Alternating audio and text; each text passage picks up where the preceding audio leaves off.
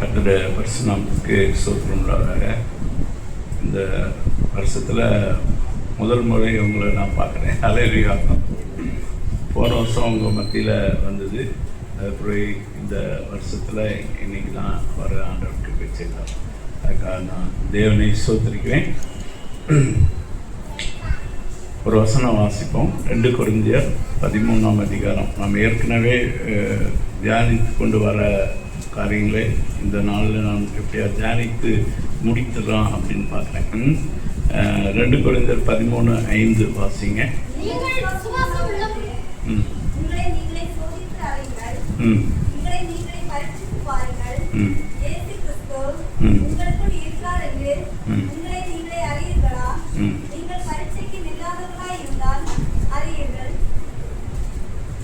அறியீர்கள், நீங்கள் பரிசைக்கு இல்லாதிருந்தால் அறியீர்கள்.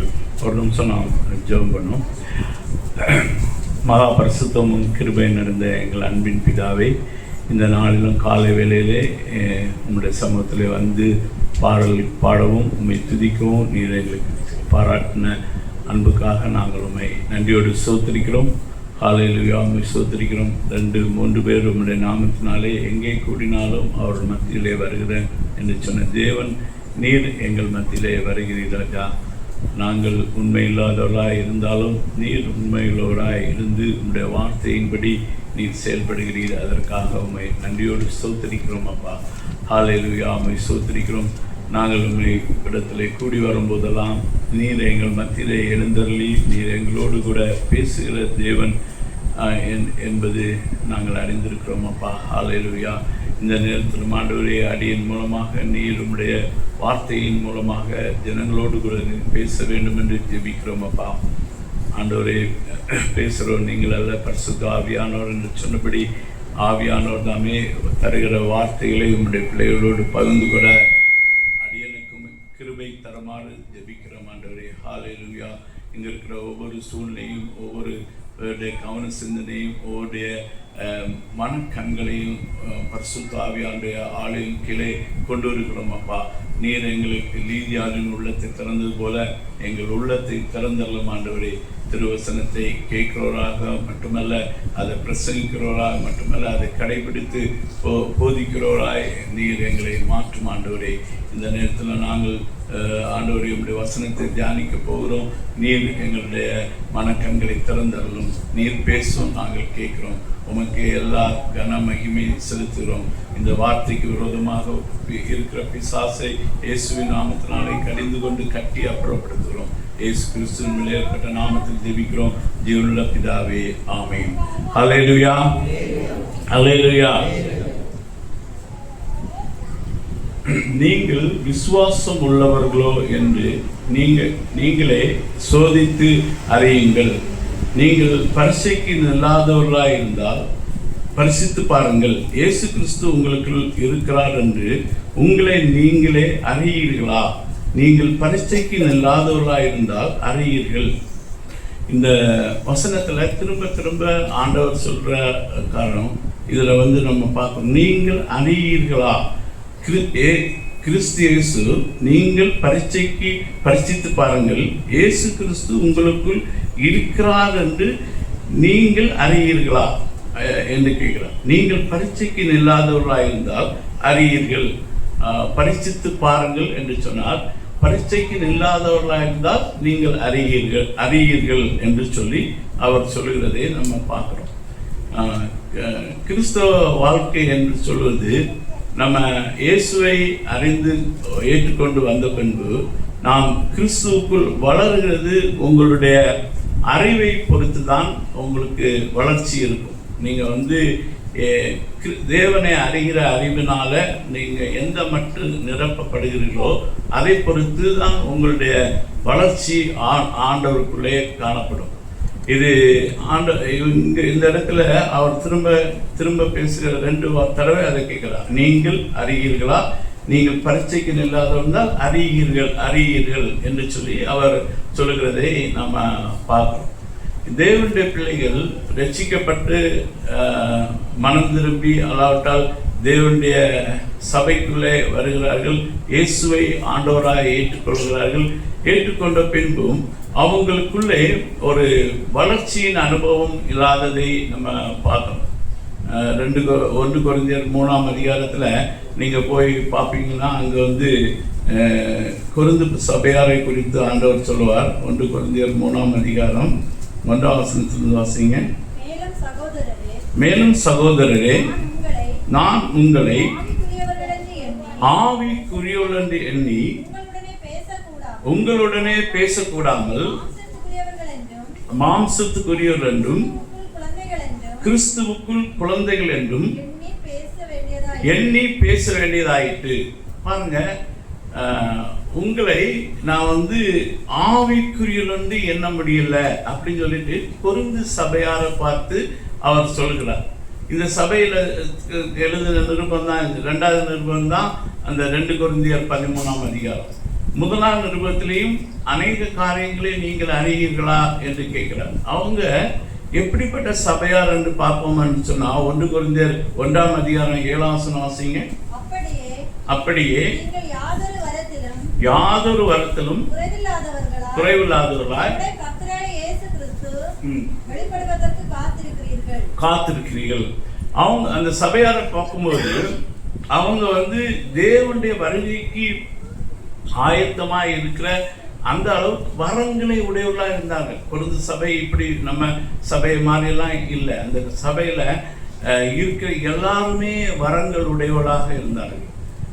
ஆவிக்குரிய வரத்துல எந்த ஒரு வரமும் குறைவில்லை. நீங்க 1 கொரிந்தியர் 14ஆம் அதிகாரத்தை நீங்க படிச்சு பார்ப்பீங்கன்னா அவங்க வந்து பவுல் அப்போஸ்தலன் அந்த ஒழுங்குபடுத்துகிறார் அந்த சபை. ஏன்னா ஒருவன் பாட்டு பாடுகிறான், ஒருவன் தீர்க்க தரிசனம் சொல்லுகிறான், ஒருவன் வியாக்கியானம் பண்ணுகிறான், ஒருவன் அந்நிய பாஷைகளை பேசுகிறான். இப்படி சபையில வந்து எல்லாருக்குள்ளேயும் வரோம். ஒருத்தன் குணமாக்கி கொண்டு இருக்கிறான் சபையா கூடி வரும்போது. இப்ப நமக்கு அந்த பிரச்சனை எல்லாம் ஒண்ணும் இல்லை. ஏன்னா இங்க வரங்கள் அபூர்வமா இருக்கு. இந்த காலத்துல நம்ம பார்த்தோம்னா சபைகள்ல வரங்கள் வந்து அபூர்வமா இருக்கு. வரம் செயல்படுகிறது ஒரு சிலருக்கு மட்டும்தான் இருக்குது. அப்படிப்பட்டவங்க பிரசங்கிகளாக ஆகிறாங்க. அவங்க வந்து சர்ச்சை நடத்த ஆரம்பிச்சுறாங்க. அவங்க அங்கே போய் மக்கள் போய் தீர்க்க தரிசனம் சொல்லுவார், குணமாக்குவார் அப்படின்னு சொல்லிட்டு பிசாசுகளை ஓட்டுவார் அப்படின்னு சொல்லிட்டு மக்கள் அங்கே அவர்களை தேடி போகிற அளவுக்கு 1-2 பேரும் கிறிஸ்துவின் சரீரமாகிய சபையில் வரங்கள் உடையவர்களாக இருக்கிறாங்க. ஆனால் ஆதி நூற்றாண்டிலே 1ஆம் நூற்றாண்டிலே நம்ம பார்க்கும்போது அந்த அப்படி இல்லை. அவங்க எல்லாரும் வரங்களுடையவர்களாய் இருந்தார்கள். அப்படி இந்த சபை கூட தேவனை அறிகிற அறிவில் வந்து பூவராக இருந்தது என்று நம்ம பார்க்குறோம். அதனால தான் அந்த வரங்கள் கூட ஒரு மெச்சூரிட்டியின் அடையாளம் கிடையாது. அது குழந்தைகளுக்கு கூட வரங்கள் செயல்படும். ஆனால் மெச்சூரிட்டி என்று சொல்வது தேவனுடைய வார்த்தையிலே நம்ம வளருகிறது பொறுத்திருக்கிறது. விசுவாசத்திலே வளருவதை பொறுத்து தான் நம்முடைய முதிர்ச்சி ஆன அனுபவங்கள் நமக்கு உண்டாகும். அருமையான தேவனுடைய பிள்ளைகளே, அப்போ வந்து அதனால தான் நாம் இந்த வார்த்தையை எடுத்து சீக்வன்ஸாக ரொம்ப நாள் தியானித்தோம். ஆனால் நான் இந்த நாளில் இந்த வசனத்தை முடிக்கணும் அப்படின்னு நினைக்கிறேன். அதனால் சீக்கிரமாக நம்ம பேச பார்க்குறேன். இருந்தால் கடந்த 3 மாதங்கள் நாம் வர முடியாமல் ஆகிவிட்டது. இது இந்த மாதத்தில் ஒரு தடவை தான் வந்திருக்கோம். இன்னும் நாட்கள் அப்படி விவரமாக ரொம்ப அதிகமாக விவரித்து சொல்ல முடியாது. ஆனால் இந்த நாளில் நான் பேச வேண்டிய காரியங்களை பேசுகிறேன். இதில் கொஞ்சம் நாம் அந்த பார்த்த காரியங்களை நம்ம முதல்ல பார்த்துட்டு அடுத்து டக்குன்னு போயிடுவோம். ரோமர் 14ஆம் அதிகாரம் 17ஆம் வசனத்தை வாசிங்க. ரோமர் 14:17. தேவனுடைய ராஜ்யம் புசிப்பும் குடிப்பும் அல்ல, அது நீதியும் சமாதானமும் பரிசுத்த ஆவியினால் உண்டாகிற சந்தோஷமாய் இருக்கிறது. நாம் ரட்சிக்கப்பட்டீங்களா, தேவனை விசுவாசிக்கிறீங்களா என்பதை நம்ம கேட்டா எல்லா மக்களும் அதுக்கு இந்த கோயிலுக்கு வரக்கூடியவங்க, இந்த ஜப வீடுகளுக்கு அல்லாவிட்டால் தேவாலயம் என்று சொல்லுகிற ஜபாலயங்களுக்கு போகக்கூடிய எல்லா மக்களும், கத்தோலிக்க மக்களும் அவரை கேட்டால் அவங்க எங்களுக்கு விசுவாசம் இருக்காதா கேட்குறீங்க அப்படின்னு சொல்லிட்டு அவங்க நாங்கள் தேவனை விசுவாசிக்கிறோம், அதனால தான் நாங்கள் சபைக்கெல்லாம் போகிறோம் அப்படின்னு சொல்லிட்டு சொல்லுவாங்க. அப்படி சிஎஸ்ஐ காரங்களை கேட்டனாலும் அவங்க அப்படி தான் பதில் சொல்லுவாங்க. அதே மாதிரி பெந்தைகோஸ்தே சபைகளில் உள்ளவங்களை கேட்டாலும் அவங்களும் அப்படி தான் சபை சொல்லுவாங்க. எல்லாரும் நாங்கள் தேவனை விசுவாசிக்கிறோம் என்று சொல்லி தான் அவங்க சொல்லுவாங்க. ஆனால் நம்ம நமக்கு விசுவாசம் இருக்குதா என்பதை தான் நாம் இப்பொழுது சோதித்து கொண்டிருக்கிறோம். நம்ம அதுக்கு முதல் எப்படி நம்ம பார்க்குறோம் என்று சொன்னால் அது இன்டர்னல் கன்விக்ஷன், அதாவது நமக்கு உள்ளேயே நாம் ரட்சிக்கப்பட்டவன், நான் விசுவாசிக்கிறவன், நான் விசுவாசி என்று சொல்ல இன்டர்னல் கன்விக்ஷன், அதாவது உள் உணர்வுல நமக்கு நம்மளே நம்ம சொல்லுவோம். நம்ம பார்த்து நம்ம எதை செய்தாலும், எதை பேசினாலும், எதை உடுத்தாலும், எப்படி நடந்தாலும், யாரிடத்துல பேசினாலும் நமக்குள்ள ஒரு உள் உணர்வு சொல்லிக்கொண்டே இருக்கும். நீ ரட்சிக்கப்பட்டவன், நீ தேவனுடைய பிள்ளை, நீ இதை பேசலாமா, நீ இதை இப்படி நடக்கலாமா அப்படி சொல்லுகிற ஒரு உள் உணர்வு நமக்குள்ளே கட்டாயமாக ரட்சிக்கப்பட்ட தேவனுடைய பிள்ளைகளுக்குள்ளே காணப்படும்.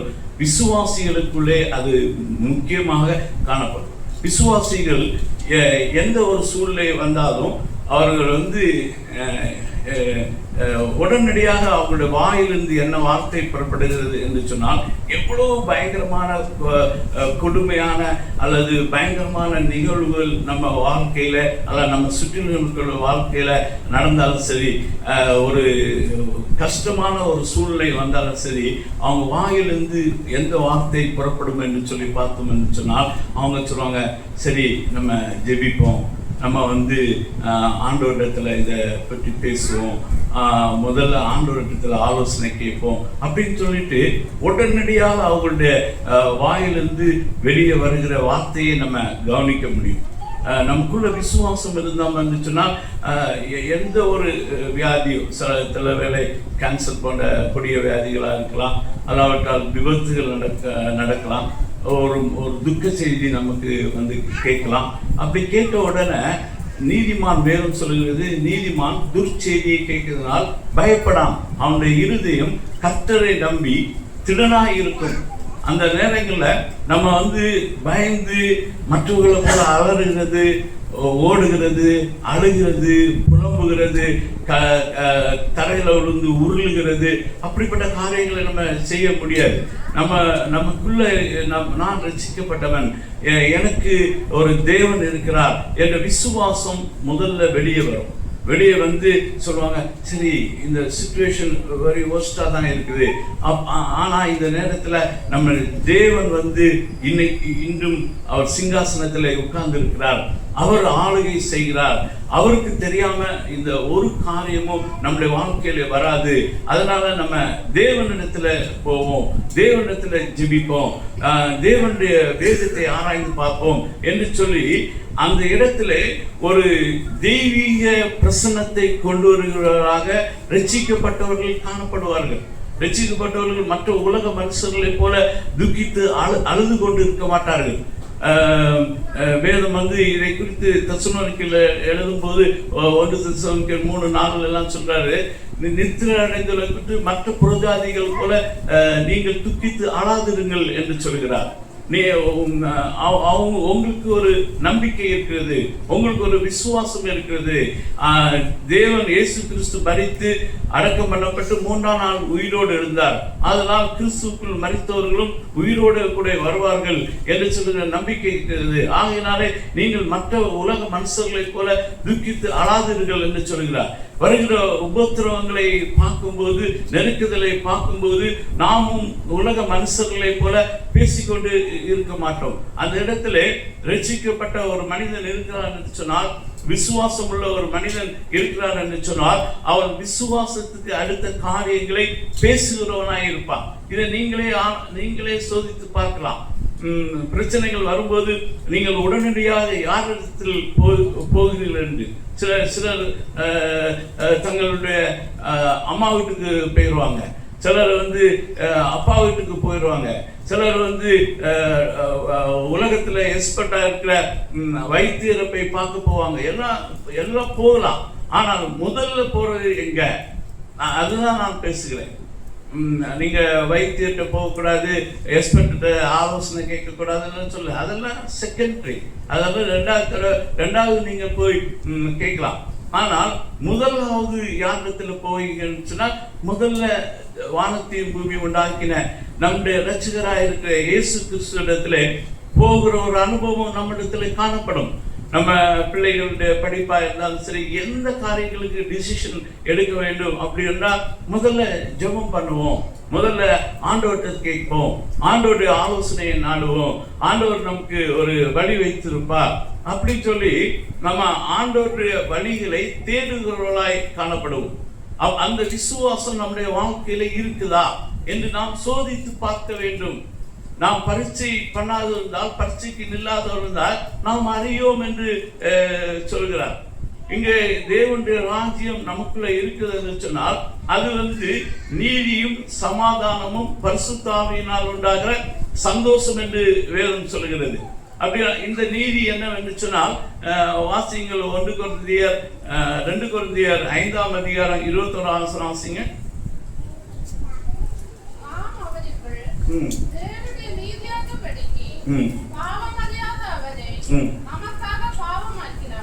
நமக்காக பாவமாக்கினார்.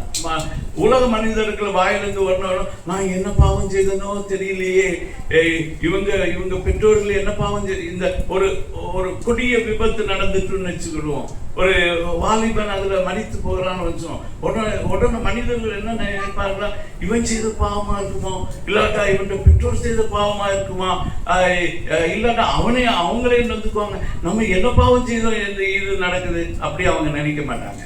ஒரு ரட்சிக்கப்பட்டவன் அப்படியே நினைக்கவே மாட்டான், நான் செய்த பாவம் இதுக்கு காரணம் அப்படின்னு சொல்லிட்டு நினைக்கவே மாட்டான். அவன் என்ன சொல்லுவான், கர்த்தர் என்னுடைய நீதியா இருக்கிறாரே, கர்த்தர் நீதியா இருக்கிறார், அவர் நீதியா இருக்கும்போது என்னுடைய வாழ்க்கையில இந்த காரியம் வருதுன்னு சொன்னால் அது என்னுடைய பாவம் காரணம் அல்ல என்று சொல்லுவோம். அந்த பாவத்துக்கு காரணம் அவனுடைய பாவம் அதுக்கு காரணம் அல்ல என்று சொல்லுவான். ஆனா மதம் என்ன சொல்லுவோம் சொன்னால், நீ பாவம் செய்திருப்பதனால் புண்ணியம் செய்யவில்லை என்று சொன்னால் உன்னுடைய வாழ்க்கையிலே இப்படிப்பட்ட கேடுகள் வரும் என்று சொல்லுவான். ஆனால் வேதம் சொல்றது, துன்மார்க்கனுக்கு நடக்கிறது போலவே நீதிமானுக்கு நடக்கிறது. இயேசு கிறிஸ்து சொன்னார், உலகத்திலே உங்களுக்கு உபத்திரவம் உண்டு, நீங்கள் திடன் கொள்ளுங்கள் என்று சொன்னார், நான் உலகத்தை ஜெயித்தேன் என்று சொன்னார். நமக்கு பாடுகள் வராது, பிரச்சனைகள் வராது, போராட்டங்கள் வராது என்று சொல்லி வேதம் ஒரு இடத்திலையும் உறுதி அளிக்கவில்லை. நமக்கு நிறைய பாடுகள் உண்டு, பிரச்சனைகள் உண்டு. அதுவும் வேதம் சொல்லுகிறது, நீதிமானுக்கு வரும் உபத்திரவங்கள் அநேகமாய் இருக்கும் என்று வேதம் சொல்லுகிறது. நீதிமானாய் இருப்பான் என்று சொன்னால் அவனுக்கு அநேக பாடுகள் வரும். ஆனால் அவை எல்லாவற்றிலிருந்தும் கர்த்தர் அவனை விடுவிக்கிறார், கர்த்தர் அவனை காப்பாற்றுகிறார் என்பதுதான் நாம் பார்க்க வேண்டும். யோபுடைய வாழ்க்கையில பிரச்சனைகள் அதிகமாய் வந்த போது அவனுடைய நெருங்கின நண்பர்கள் கூட இருந்து அவனுடைய துக்கத்தை பார்த்து அவங்களால பேச முடியல. 7 நாட்களுக்கு மேல இவனை பார்க்க வந்தவங்க அவன் படுகிற வேதனைகளை பார்த்து ஒரு வார்த்தை சொல்ல முடியாம அப்படியே மௌனமாய் இருந்தாங்க. அவங்க கூடவே தங்கி இருந்தாங்க. ஆனா அதுக்கு பின்னாடி யோபை குற்றச்சாட்ட ஆரம்பித்திருக்கார்கள். யோபு ஒரு நீதிமானாய் இருந்திருக்க மாட்டான், உத்தமனாய் இருந்திருக்க மாட்டான், அதனாலதான் அவன் வாழ்க்கையில இவ்வளவு பாடுகள் என்று சொல்லி அவனை குத்தி அவனை இன்னும் அதிகமாக மனதளவிலும் வேதனைப்படுத்தினார்கள். ஆனா யோபு தான் நீதிமான் என்பதை அவன் உள்ளத்திலே அறிந்திருந்தான். அவன் அந்த பாடுகள் மத்தியில அவன் சொன்னான், நான் உத்தமன் என்பதை கர்த்தர் விளங்க பண்ணுவார், என் மீட்பர் உயிரோடு இருக்கிறார் என்றும் கடைசி நாளில் அவரை காண்பேன் என்றும் அந்நிய கண்களால் என் சொந்த கண்ணால் காண்பேன் என்று அவன் அறிக்கை பண்ணான். அவன் வாயிலிருந்து ஆமா நான் குற்றம் செய்தேன் அப்படின்னு சொல்லிட்டு அவன் சொல்லலை. அவன் வாழ்க்கையில என்னுடைய சாட்சி தேவனிடத்துல இருக்கிறது. அந்த பாடுகளை அவன் படும்போது அவனுடைய சகோதரர்கள், அவனுடைய நண்பர்கள் அப்படிதான் நினைத்தாங்க, இவன் பெரிய பாவியா இருப்பான், மாய்மாலம் பண்ணிட்டு இருந்தான் அப்படின்னு சொல்லிட்டு அவனை குறித்து சொல்றாங்க. அதே மாதிரி தான் நம்ம தானே சொல்லுவோம், நான் என்ன பாவம் செய்ததோ அப்படி. ஆனா ரட்சிக்கப்பட்டவர்கள் நிச்சயமாக அப்படி சொல்லவே மாட்டாங்க. அவங்க சொல்லுவாங்க, என்னுடைய நீதியாக கர்த்தர் இருக்கிறார், நான் பாவிதான். அவங்களுக்கு தெரியும், பாவம் செய்யாத மனிதன் உலகத்துல ஒருவனும் இல்லை என்பது தெரியும். ஆனால் என் பாவத்துக்காக இயேசு கிறிஸ்து பலியாகி விட்டார், இயேசுவின் இரத்தத்தால் கழுவப்பட்ட நீதிமான் நான் என்று சொல்கிற உணர்வு உடையவராக அவர்கள் பேசுவார்கள். நான் நீதிமான் என்று சொல்ல உணர்வோடு பேசுவார்கள். அவளுக்கு தெரியாம இருக்கலாம், நடக்கிறது புரியாம இருக்கலாம், வாழ்க்கையில நடந்த காரியம் அவனுக்கு ஒண்ணுமே புரியல. யோபுக்கு கர்த்தர் அவனோட பேசுற வரைக்கும் அவனுக்கு எதுவுமே புரியல. ஏன் இப்படி நடக்குதுன்னு சொல்லி ரொம்ப திகைத்து போய் அங்கலாய்த்து கொண்டுதான் இருந்தான். நீதிமானாகிய யாக்கோபுடைய வாழ்க்கையில பார்க்கும்போது யாக்கோபிடத்துல அவனுடைய சகோதரர்கள் சொல்றாங்க, யோசேப்பை கொலை செய்வதற்கு அவனை விட்டு சொல்றாங்க. அவங்க பிரதர் சகோதரர்கள் சொல்றாங்க, அவனுடைய வஸ்திரத்தை எடுத்துட்டு அவங்க அப்பாவிட்ட கொடுத்து, இந்த வஸ்திரம் அடியில் நாங்க பார்த்தோம், இது அவனை ஒரு துஷ்ட மிருகம் கொண்டு போட்டு நினைக்கிறோம் அப்படின்னு சொல்லிட்டு அவன் நித்தமும் வேதனைப்படுறான். யோசேப்பு நிமித்தமா, யோசேப்பு செத்து போயிட்டான், என் மகன் செத்து போயிட்டான், என்னுடைய ஜீவனும் மிகவும் நெருக்கப்பட்டு நான் போவேன், இந்த உலகத்திலிருந்து போவேன் நான் அப்படின்னு சொல்லிட்டு அவன் நித்தமும் அவனுக்கு மகன் யோசேப்பின் நிமித்தமாக அழுது புலம்புகிறான். ஆண்டவர் ஆண்ட சொல்லலை, இவன் யாக்கோபு உயிரோட, இந்த யோசேப்பு உயிரோட தான் இருக்கிறான், அவன் எகிப்து தேசத்துல இருக்கிறான், அவன் குழியில விழுந்து கிடக்கான். நான் நினைக்கிறேன் குறைஞ்ச ஒரு 13 வருடங்கள் டெய்லி துக்கத்தோடு தான் யாக்கோபு இருக்கிறான். மகன் இறந்து போயிட்டான், அவன் நேசித்த ஒரே மகன் இறந்து போயிட்டான் அப்படின்னு சொல்லிட்டு நம்புறான். ஆனா கடைசியில அவன் உயிரோடு இருக்கிற எந்த வாயினால அவங்கள்ட்ட பொய் சொல்லி அவன் அப்பாவை வேதனைப்படுத்த அந்த வாய்களே சொல்றாங்க, யோசேப்பு செத்து போலப்பா, அவன் உயிரோட கூட தான் இருக்கிறான், எகிப்து தேசத்துல அதிகாரியா இருக்கிறான் அவனை சொல்லும் போது அந்த கேட்டு அவன் அனுப்பின வண்டியெல்லாம் அனுப்பி திருப்பியும் இவங்க அவனை உயிர்ப்பிக்க சொல்றாங்க, நிரூபிக்கிறாங்க. அவன் யோசேப்பு தான் எங்களுக்கு இதெல்லாம் கொடுத்தான் என்று சொல்லி சொன்னபோது யோசேப்பு சொன்னான், என் ஆவி திரும்ப எனக்குள்ள வந்தது, நான் என் மகன் உயிரோடு இருந்தால் அவனை போய் பார்ப்பேன்னு சொன்னான். அந்த 13 வருடங்கள் ஆண்டவர் அந்த காரியத்தை யாக்கோபோடு பேசவே இல்லை. யாக்கோபு அவனை தரிசித்தவன் தான். ஏரி இங்க பூமிக்கும் வானத்துக்கும் உயரமா இருக்க அந்த ஏரியில தேவதூரில் இறங்கதை பார்த்தவன். அவனிடத்துல பல முறை தேவன் பேசி இருக்கிறார். ஆனா அந்த பர்டிகுலர் பீரியட்ல 13 வருடங்கள் அவர் அமைதி காத்தார். அப்போ தேவன் அமைதலா இருந்தா நம்ம அமைதலா இருக்க முடியும். நம்ம அதுக்கு முன்னாடி அவசரப்பட முடியாது. அப்போ இருந்துட்டு யாக்கோபு அந்த காரியத்தை அறிந்து கொள்ளும்படி இருந்தான். ஆனா தேவன் அவனை அதுக்கு பின்னாடி வைப்பார். அந்த நீதிமானாகிய யாக்கோபுடைய நிலைமை அப்படி இருக்குமானா நம்ம ஒவ்வொருவரும் நீதிமான் தான், தேவனுடைய இரத்தத்தால் கழுவப்பட்ட நீதிமான். நீங்க அந்த காரியத்தை விட்டு கொடுக்காதுங்க. ஏன்னு சொன்னால் அது நீங்க செய்ததல்ல, இயேசு கிறிஸ்து செய்தது. இயேசு கிறிஸ்து நமக்காக பலியாகிவிட்டார். நீங்க விரும்பினாலும் விரும்பாவிட்டாலும் இயேசுடைய பலி நம்மை நீதிமானாக்கி இருக்கிறது. 1 கொரிந்தியர் 1:31 செய்யுங்க.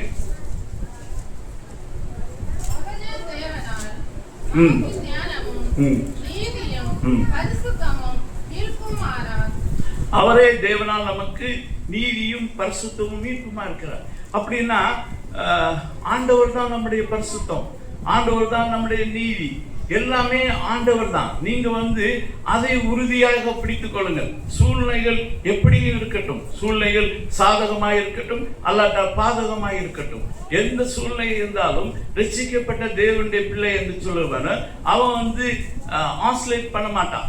அவன் அவனுடைய மனம் இங்கும் அங்குமா ஓடிக்கொண்டிருக்காது. அவன் கர்த்தரை நம்பி திடமாய் இருப்பான்.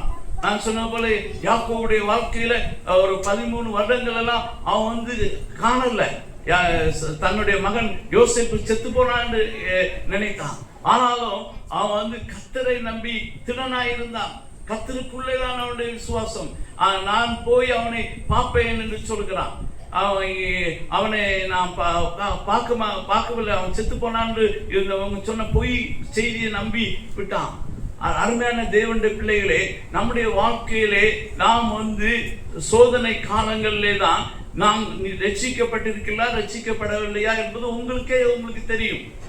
நம்முடைய இருதயத்தை தேவன் சோதித்து நமக்கு வெளிப்படுத்துவார். நமக்குள்ளே விசுவாசம் இருக்குதா இல்லையா என்று கர்த்தர் அதை காண்பிப்பார். அப்போ அது தேவனுடைய நீதி, தேவனுடைய ஆவியினால் உண்டாகிற சமாதானம், உலகம் கொடுக்கவும் எடுக்கவும் முடியாத சமாதானம். நம்ம பிரச்சனையின் மத்தியில இருக்கும்போது நம்ம ஆடாம அசையாம சமாதானமா இருக்கிறதை மற்றவர்கள் பார்க்க வேண்டும். நம்ம வீட்டில் உள்ளவங்க பார்க்க வேண்டும். நம்ம கூட இருக்க இனப்பென ஜந்துக்கள் பார்க்க வேண்டும். சோதனையின் வழியாய் போகும்போது ஏன் நீங்க இவ்வளவு சமாதானமா எப்படி இருக்க முடியுது? தேவன் கொடுக்கிற சமாதானம் அதுதான். நல்லா இருக்கும்போது எல்லாரும் சமாதானமா இருப்பாங்க. நல்ல பணம் வரும்போது, நல்ல காசு கிடைக்கும் போது, நல்ல மக்கள் நம்மளை புகழும் போது, நம்ம உயர் பதவியில இருக்கும்போது, நம்ம சுற்றிலும் நம்ம ஆட்கள் நிறைய பேர் இருப்பாங்க. அப்பெல்லாம் நமக்கு நல்ல சமாதானம் இருக்கும். ஆனா பிரச்சனையின் மத்தியில நீங்க சமாதானமா இருக்க முடியுதா? சந்தோஷமா இருக்க முடியுதா? அதுதான் தேவனால் உண்டாகிற சந்தோஷமும் சமாதானமும். அதுதான் பரிசுத்த ஆவியினால் உண்டாகிற சந்தோஷம் சமாதானம்.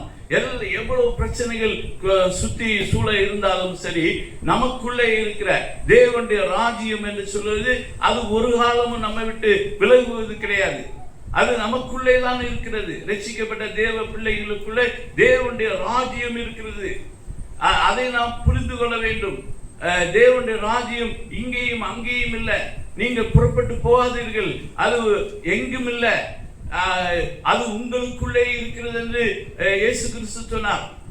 லூக்கா 17ஆம் அதிகாரத்தில் அப்படி போய் சொல்லுகிறார். தேவனுடைய ராஜ்யத்தை நீங்க இங்கேயும் அங்கேயும் தேடிக்கொண்டு இருக்காதுங்க, அது எங்கேயும் அல்ல, அது உங்களுக்குள்ளே இருக்கிறது என்று அவர் சொல்கிறார். அருமையான தேவனுடைய பிள்ளைகளே, தேவனுடைய ராஜ்யம் இந்த கடைசி காலத்துல ஒரு கொடிய காலம். ஒரு கூட்ட மக்கள் நம்மளை பயமுறுத்துகிறார்கள் என்று எடுத்துக்கொள்ளலாம். ஆனால் பயமுறுத்துவது இல்லை. நாட்களின் முடிவில் நம்ம வருகிறோம். யுத்தங்களின் செய்தியும் நம்ம தொடர்ச்சியாக 2-3 வருடங்கள் கேட்டுக்கொண்டே இருக்கிறோம். அது தொடர் யுத்தங்களாக நடந்து கொண்டே இருக்கிறது. இதனுடைய முடிவு ஒருவேளை தேவனுடைய வருகையாக இருக்கும். அதை குறித்து அவங்க ஒருவேளை அதை சொல்லியாது ஜனங்கள் ரட்சிக்கப்படுவாங்க அப்படின்னு நினைச்சிட்டு ஒரு ஆதங்கத்துல சில பிரசங்கியார் அதை காட்டி பயமுறுத்துறாங்க. அதை காட்டி பயமுறுத்த வேண்டிய அவசியம் இல்லை. இயேசு கிறிஸ்து எப்படி மேகத்தின் மேலே ஏறி போனாரோ அதே வண்ணமாக மேகத்திலே திரும்ப வருவார்.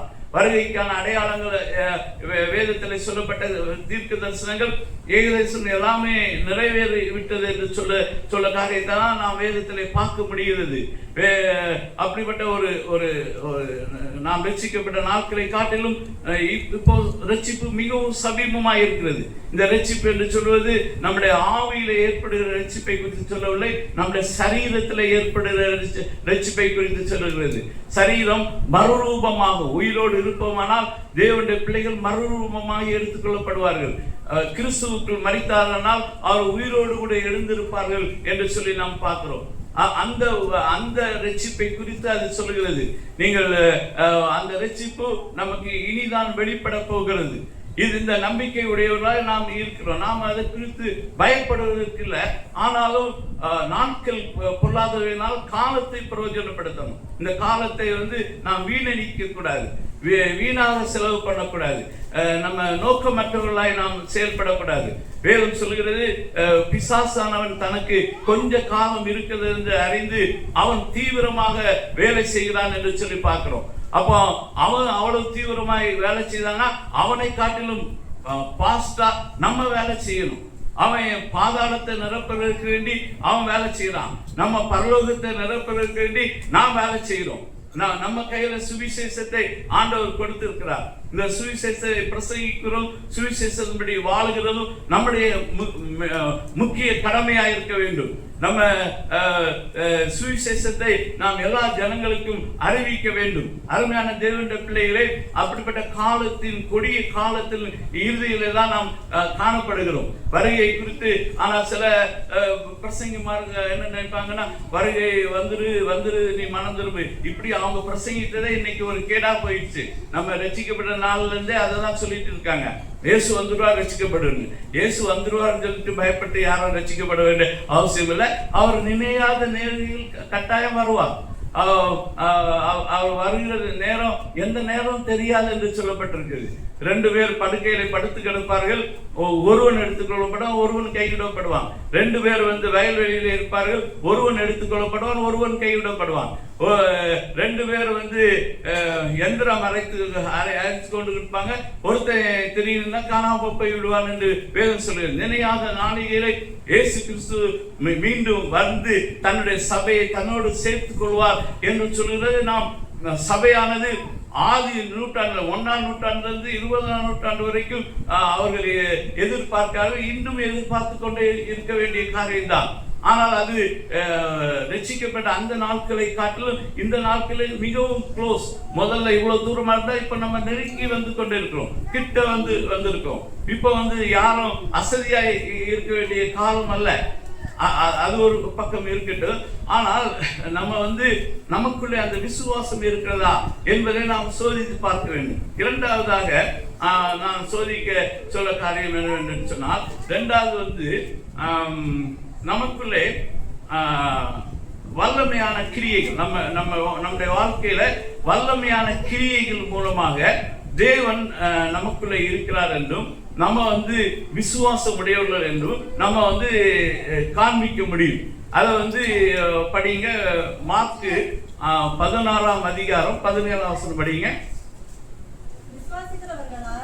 நடக்கும் அடையாளங்களாவன, என் நாமத்தினாலே விசுவாசிகளை துரத்துவார்கள், அபமான பாஷைகளை பேசுவார்கள், சத்தங்களை எடுப்பார்கள், சாபத்தேவதான யாதொன்றை குடித்தாலும் அது அவர்களை சேதப்படுத்தாது, வியாதியஸ்தர்கள் கைகளை வைப்பார்கள், அப்பொழுது அவர்கள் சொஸ்தமாவார்கள் என்றார். ஆமென். இப்போ விசுவாசிகளுக்கு ஒரு அடையாளத்தை பைபிளே சொல்லுது. அந்த அடையாளம் நமக்குள்ள இருக்குதா என்று சொல்லி நம்ம பார்க்க வேண்டும். விசுவாசிகளுக்கு ஒரு அடையாளம் பைபிள் சொல்லுது. இந்த அடையாளம் என்னுடைய வாழ்க்கையில நடக்குதா? நீங்கள் சோதித்து பாருங்க. ரட்சிக்கப்பட்டவர்கள் சொல்லுங்கள், ஞானஸ்தானம் எடுத்த அனைவரும் நம்ம ரட்சிப்பை தான், நம்ம விசுவாசத்தினால தான் ஞானஸ்தானம் எடுத்தோம். அந்த ஞானஸ்தானம் எடுத்த எல்லாருமே கொஞ்சம் நீங்க சோதித்து பாருங்க, உங்களிடத்துல விசுவாசம் இருக்குதா அப்படின்னு சொல்லிட்டு. வேதம் என்ன சொல்லுகிறதுன்னு சொன்னா, விசுவாசிகளான நடக்கும் அடையாளங்களான என் நாமத்தினாலே பிசாசுகளை துரத்துவார்கள். இந்த பிசாசு பிடித்த மக்களை நீங்க துரத்து போகும்போது நீங்க இயேசுவின் நாமத்தினால போ அப்படின்னு சொன்னா பிசாசுகள் போகுதா அப்படின்னு சொல்லி நீங்க கவனிங்க. நேற்றைய தினத்துல ஒரு ஊழியர் என்னோட கொடுத்து பேசிக்கொண்டு இருந்தார். ஒரு பிள்ளைக்கு பிசாசு பிடிச்சதுக்கு நான் ஜெபம் பண்ணிட்டு வரேன், அவ நர்ஸா இருக்கா. நான் கேட்டேன், அவங்க அவிசுவாசியா அப்படின்னு கேட்டேன். இல்ல, அவங்க இந்த பெந்தெகோஸ்தே சபைக்கு போற மக்கள் தான் அப்படின்னு சொன்னாங்க. அவங்க ஞானஸ்தானம் எடுத்திருக்காங்க. ஆமா, ஞானஸ்தானமே எடுத்திருக்காங்க அப்படின்னு சொன்னாங்க. அந்த பிசாசுக்காக 3 மணி நேரம் ஜெபம் பண்ணோம் அப்படின்னு சொன்னாங்க. இன்னைக்கு நாங்க போய் ஜெபம் பண்ண போறோம்னு சொன்னாங்க. எனக்கு கொஞ்சம் ஒரு வித்தியாசமா இருந்தது. ஏன்னா இந்த வசனத்தின்படி அது இல்லை.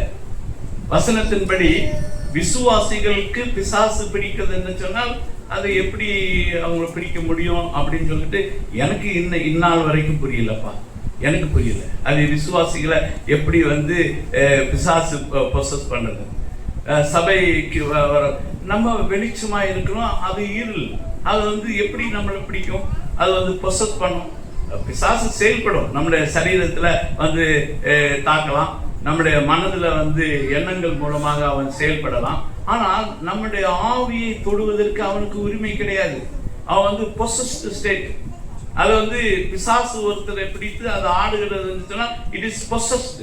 அப்ரஷன், டிப்ரெஷன், பொசஷன் என்று சொல்லுவாங்க. அந்த அப்ரஷன் வந்து சரீரத்தில் வியாதிகளாக பல காரியங்களாக வெளிப்படலாம். டிப்ரெஷன் சொல்றது மனநிலையில பாதிக்கப்படலாம். ஆனா பொசஷன் சொல்றது தான் நம்மளை பிடிச்சிட்டது, நம்ம ஆவியை பிடிக்கிறான். எப்படி பிடிக்க முடியும்? அங்க பரிசுத்த ஆவியானவர் இருக்கிறாரே, அதை மீறி அவன் எப்படி பிடிக்க முடியும்? சபை இதுக்கு விடையை காணவில்லை. இந்த காலத்து சபைகள் வந்து இந்த விடை தெரியாதபடிக்கு தடுமாறி கொண்டிருக்காங்க. விசுவாசிகளுடைய வாழ்க்கையிலே பிசாசுகள் இருக்குதுன்னு சொன்னா அவங்க வந்து விசுவாசம் இல்லாம போயிருக்காங்க. அவங்க விசுவாசத்தை இழந்து இருக்காங்க. அதனா அவங்க ஒரு காலத்திலையும் விசுவாசிக்கல. அவங்க வந்து மதத்துல ஜாயின் பண்ணியிருக்காங்க. அவங்க வந்து ஞானஸ்தானம் எடுத்திருக்காங்க. தேவனை விசுவாசிக்காமலே ஞானஸ்தானம் எடுக்க முடியும். ஆனால் விசுவாசித்தான் மறுபடி பிறக்க முடியும்.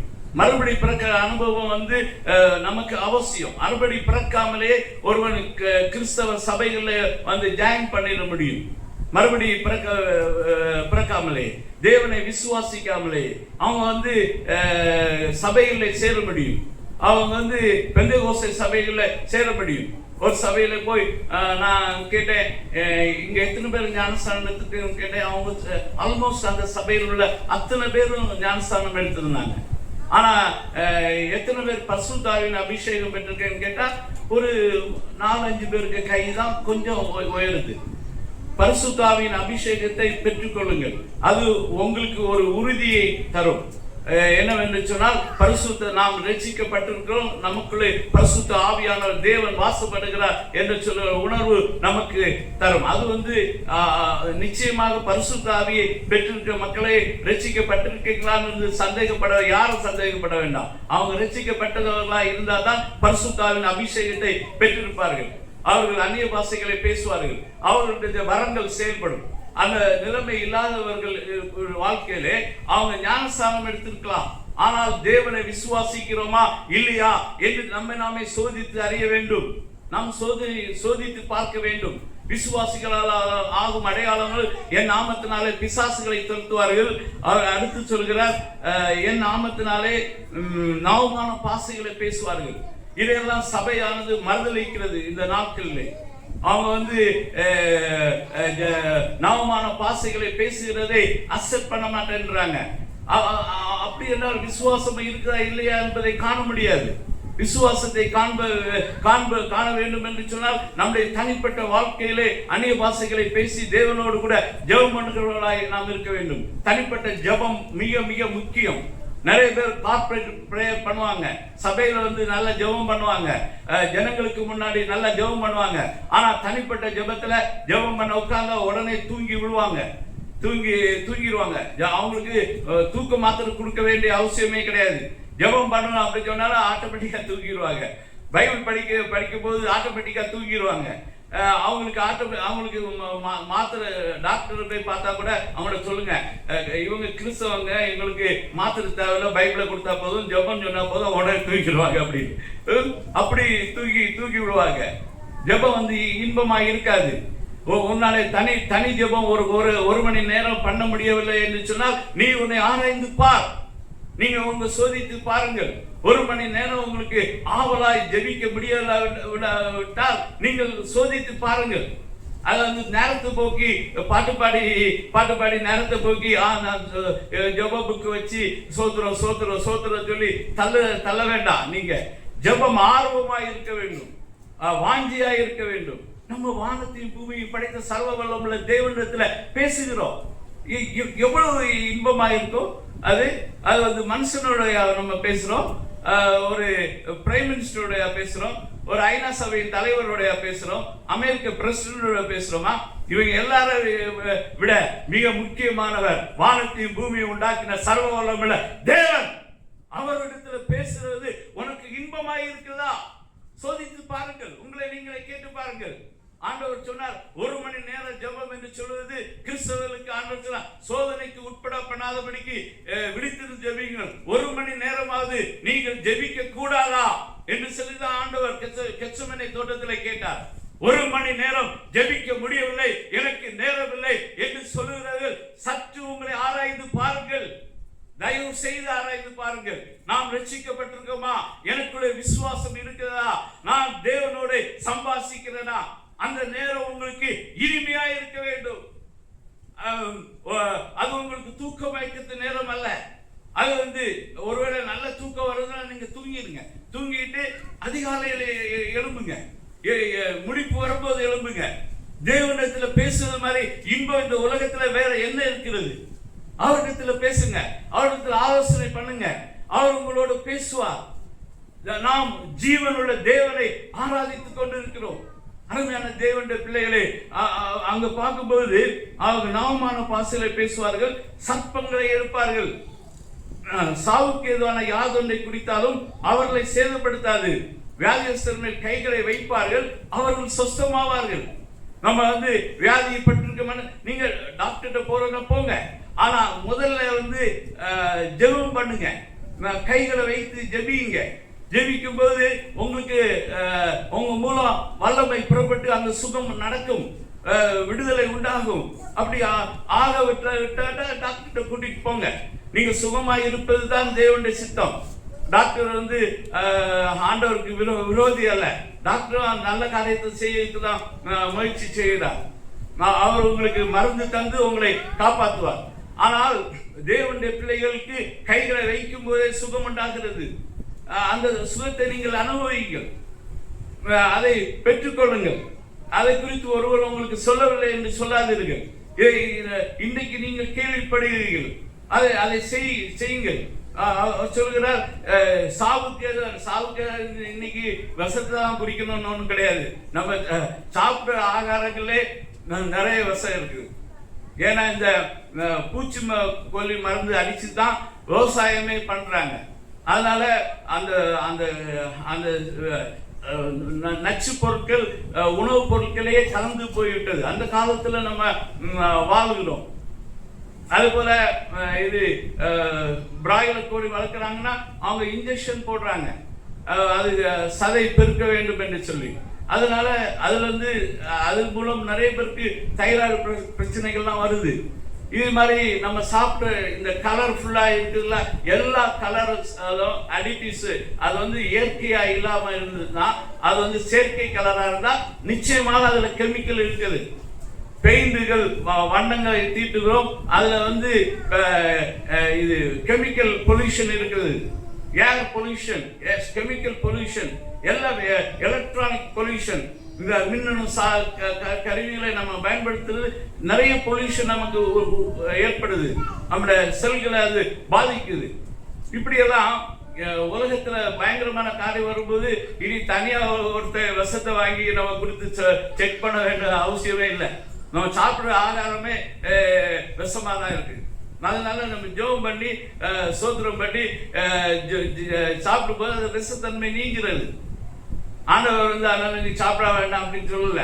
இந்த உலகம் அப்படி இருக்கு. ஆனா நேச்சுரல் காரியத்தை அதிகமாக நீங்க விரும்புங்க. இப்ப பீட்ரூட்ல கலர் எடுத்தோம்னா அது நல்ல ரெட்டிஷா இருக்கும். அதே கலரை கெமிக்கல்லையும் உங்களுக்கு உண்டு பண்ண முடியும். நம்ம நேச்சுரல் கலர் போங்க. மாங்காய் எடுத்து புளிஞ்சோன்னா அந்த ஜூஸ் மேங்கோ ஜூஸ் எல்லோவா இருக்கும். அதே எல்லோ கலரை கெமிக்கல் போட்டு உருவாக்க முடியும். இந்த மாங்காய்க்கு டேஸ்ட்டை கெமிக்கல்ல உருவாக்கி தருவான். அது விலை குறைவா தருவான். நம்ம வாங்கி குடிக்கிறோம். அதெல்லாம் பொல்யூட்டிங், அவர் நம்ம சரீரத்தை கெடுக்கிற காரியங்கள். இப்படி செய்யும்போது நம்ம அட்லீஸ்ட் ஜெபம் பண்ணியா சாப்பிடுங்க. ஆண்டவர் நமக்கு பாதுகாப்பு கொடுத்திருக்கார். நீங்க விசுவாசமுடையவர்களா இருக்கிறீர்களா என்று உங்களை நீங்களே சோதித்து பாருங்கள். இந்த காரியத்தை நீங்கள் செய்யுங்கள். அடுத்து மூன்றாவது காரியத்துக்கு நான் வருகிறேன். ரெண்டு காரியம். ஒன்றாவது இன்டர்னல் கன்விக்ஷன். உங்களுக்கு உலகமே உங்களை குற்றப்படுத்தினாலும் நீங்க சொல்லுங்க, நான் நீதிமான் என்று சொல்லி அமைதியா இருப்பீங்க. அதுதான் முதல் காரியம். என்னுடைய பரிசுத்த தேவன், என்னுடைய ஞானம் தேவன் என்று சொல்லி அமைதலா நீங்க இருந்து கொண்டு அந்த பிரச்சனை எல்லாத்தையும் பேர் பண்ணுவீங்க. அந்த உங்களுக்குள்ள ஒரு கலக்கமே இருக்காது. அதுதான் அந்த பரிசுத்த ஆவியினால உண்டாக்குற சமாதானம், சந்தோஷம். இரண்டாவது, வல்லமையான காரியங்கள் உங்க மூலம் நடக்கும். விசுவாசிகளால் ஆகும் அடையாளங்கள் எல்லாம் உங்க மூலம் நடக்கும். அது அந்த நடக்குதா என்று சோதித்து பாருங்க. அப்பதான் நீங்க விசுவாசம் உள்ளவராகி ஞானஸ்தானம் பெற்றவர்கள் என்று சொல்லி அர்த்தம். இந்த மூன்றாவது காரியத்தை நான் பார்க்கும்போது அதை அப்போஸ்தலர் நடபடிகள் 4ஆம் அதிகாரம் நாம் இன்றைக்கு வாசித்தோம். அந்த வசனத்தை வாசிங்க. அப்போஸ்தலர் நடபடிகள் 4ஆம் அதிகாரத்துல 4:13 வாசிங்க.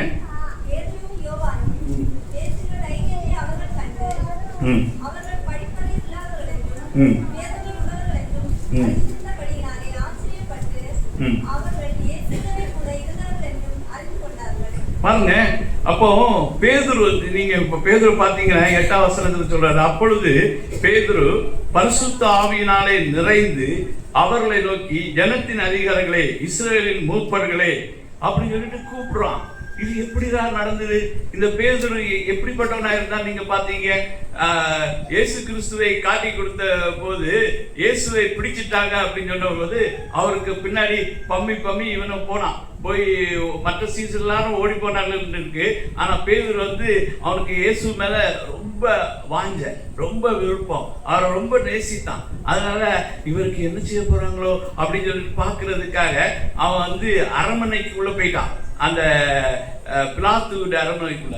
ஆனா அந்த அரண்மனைக்குள்ள போய் அங்க பயந்து நடுங்கி போய் இருக்கிறான். அப்படிப்பட்ட பயந்தவன் அவனை அவங்க அங்க ஒரு வேலைக்காரி தான் பார்த்துட்டு இவனுக்கு அடையாளம் கண்டுட்டு சொல்றா, நீயும் இவனும் இயேசுவோட இருந்தவன் அப்படின்னு சொன்னான். வேற ஒண்ணும் சொல்லல. இவன் காட்டி இவன் இதை வச்சுதான், இந்த குற்றத்தை தான், அந்த குற்றத்தை தான், ஒரு குற்றமா அவனை சொல்லல. ஆனா வெறுமனை இவ்வளவுதான் சொன்னாங்க. இவனை நான் பார்த்திருக்கனே, அந்த சர்ச்சைக்கு போனான், இவனை பார்த்திருக்கனே, அந்த இயேசு கிறிஸ்துவோட நின்னான், அப்படி சொல்ற மாதிரி ஒரு சின்ன ஒரு கம்ப்ளைண்ட் தான். அவள் சொன்னான், இவனும் இயேசு கூட. அவன் உடனே நான் இல்லை அப்படின்னு சொல்லிட்டு சொன்னான். இல்லை நான் இல்லை அந்த மனுஷன் அப்படின்னு சொல்லிட்டான். இனி ஒருத்தங்க சொன்னாங்க, இவனுக்கு பேச்சை பார்த்தா இவன் ஒரு கலையிலேயே மாதிரி தெரியுது அப்படின்னு சொல்லிட்டு இவனை சொன்னான். நான் இல்லை அப்படின்னு சொல்லிட்டு அவரை சத்தியம் பண்ண தொடங்கினான். மூணாவது அவனை பார்த்து சொன்ன உடனே சபிக்கவும் சத்தியம் பண்ணவும் செய்தான். ஆண்டவர் மறுதளிச்சே போனான். அப்படிப்பட்ட ஒரு மனுஷனா இருந்த பேதுரு அந்த பரிசுத்த ஆவியானோட அப்படி. அதனாலதான் இயேசு சொன்னாரு, நீங்க ஊழியம் செய்யறவங்க ஊழியம் செய்யாங்க, முதல்ல காத்திருந்து உன்னதத்தின் வல்லமையினால தரிப்பிக்கப்படுங்கள் என்று சொன்னார். ஊழியம் செய்யறதுக்கு குவாலிஃபிகேஷன் பைபிள் காலேஜ் டிகிரி அல்ல. அது வேணும்னா கொஞ்சம் உங்களுக்கு உதவி செய்யும். அது உதவி செய்யறதை விட ஓத்துரம் தான் அதிகமா செய்யுது. பைபிள் காலேஜ் டிகிரி எல்லாம் வச்சுட்டு ஊழியம் செய்ய வரவங்களுக்கு பைபிள் புரிய மாட்டேங்குது. இந்த பேதுருவோ அந்த யோவானும் கல்லாதவர்கள் என்று வேணும்னு சொல்லுது. ஆனா பைபிள் காலேஜ் படித்தவங்க எல்லாம் கமாலியல் பார்த்துட்டு படித்தவன் பவுல் சவுலா இருக்கும்போது அவன் முற்று தேர்ந்தவன். அங்க பரிசேயர்கள் அப்படிப்பட்டவங்களா இருந்தாங்க, வேத பாரர்கள் அப்படிப்பட்டவங்களா இருந்தாங்க. அவங்களாம் ரொம்ப கற்று தேர்ந்தவங்க. அவங்களுக்கு இயேசு யார் என்று புரியவே இல்லை. அவங்களோட படிப்பு அறிவு அவங்களுக்கு இயேசுவை வெளிப்படுத்தவில்லை. ஆனா இந்த கல்லாதவர்களா இருந்த இந்த பேதுருக்கு யோவானுக்கு தான் ஆண்டவர் தன்னை வெளிப்படுத்த முடிந்தது. பாருங்க, அதனால அப்படிப்பட்ட பேதுரு பயந்து போனவன். அவனை ஆண்டவர் சொன்னாரு, சரி நீ முதல்ல ஊழியம் செய்யக்கு அவனை திடப்படுத்துறதுக்கு அவருக்கு 50 நாள் ஆச்சு. உயிரோட எழுப்பின பின்னாடி அவர் பல முறை தரிசனமாகி நான் உயிரோட கூட தான் இருக்கிறேன் என்று சொல்லி அவங்கள நம்ப வச்சு, நீ திரும்பவும் படகையெல்லாம் விட்டுட்டு ஊழியத்துக்கு வாங்கன்னு சொல்லி ஊழியத்துக்கு அழைத்து கொண்டு அவனை சம்மதிக்க வைக்கிறதே அவருக்கு ரொம்ப பெரிய பாடா போச்சு. யோவான் கடைசி நிருபத்தில் அவனை பார்த்து கேட்பாரு, நீ என்ன அன்பு கூறுகிறாயா என்று 3 முறை கேட்பார். அப்ப அவன் 3ஆவது முறை கேட்கும்போது, ஆண்டவரே நீ இது எல்லாத்தையும் அறிவீரப்பா அப்படின்னு சொன்னான். அப்படி சொன்னபோது, அப்ப நீ என் மந்தையை மேய்ப்பாயாக என்று சொல்லிட்டு ஆண்டவர் உடனே போய் மேய்க்க போயிடாத, நீங்க அவங்கள சொன்னார். அப்போஸ்தலர் நடபடிகள் 1ஆம் அதிகாரம் 8ஆம் வசனத்தை படிங்க. பரிசுத்த ஆவி உங்களிடத்தில் வரும்போது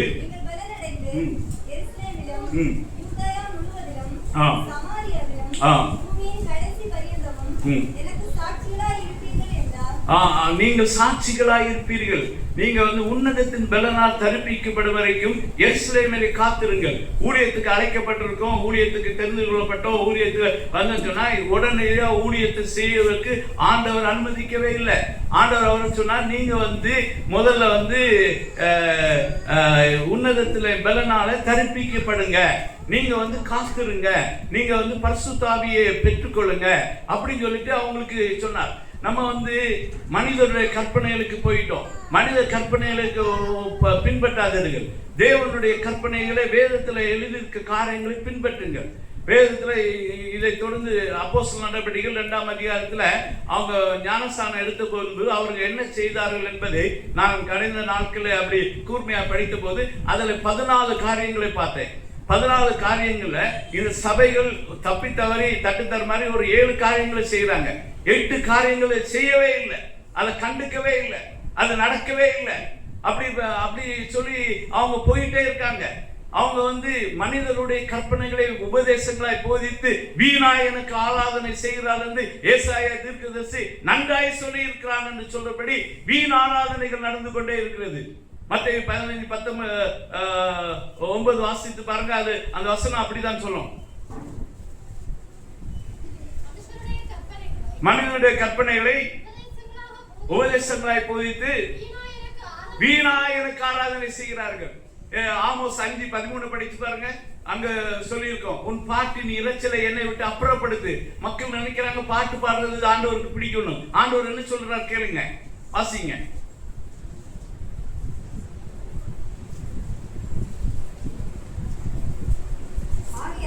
ஆகையால்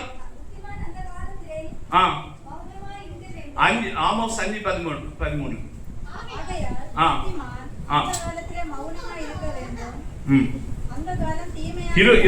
படிங்க. சாரி 23. உன் பாட்டுகளின் இறைச்சலை என்னை விட்டு அகற்று, வீணையின் ஓசையை நான் கேட்க மாட்டேன். ஏசாயா 1:13 தான் மாற்றிருக்கு. ஏசாயா 1:13 வாசிங்க. ஓய்வு நாளையும் பண்டிகைகளையும் நான் வெறுக்கிறேன் என்று சொல்லுகிறார். நம்ம ஆசரிப்பு அவருக்கு பிடிக்கல என்று சொல்லுகிறார். பாருங்க,